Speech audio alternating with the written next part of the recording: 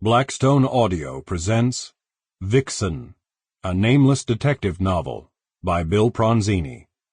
This book is read by Nick Sullivan.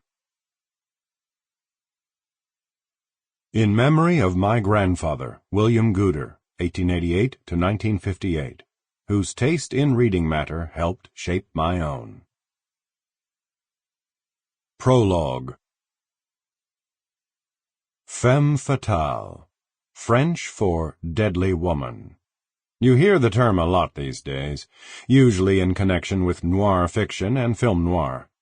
Bridget O'Shaughnessy in The Maltese Falcon, Cora in The Postman Always Rings Twice, Phyllis Dietrichson in Double Indemnity, Maddie Walker in Body Heat, Catherine Trammell in Basic Instinct.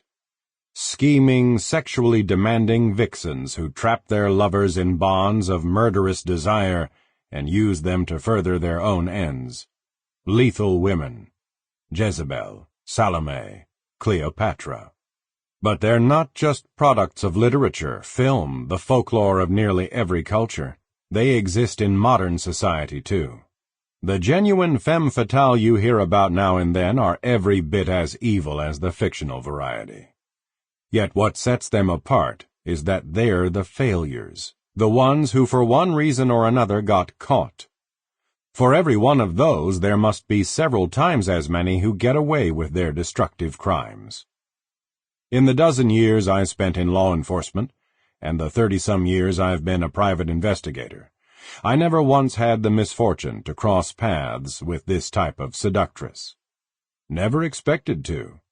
Never thought much about the breed except when confronted with one in a movie or the pages of a book or the pulp magazines I collect. Female monsters of a different variety, yes, like the middle-aged pair I'd encountered not long ago who made a living murdering elderly people for their money and possessions. But a femme fatale in the classic mode? Not even close. If you'd told me that one day I would, and that her brand of evil would be like nothing I could ever have imagined, I would probably have laughed and said no way. I'm not laughing now.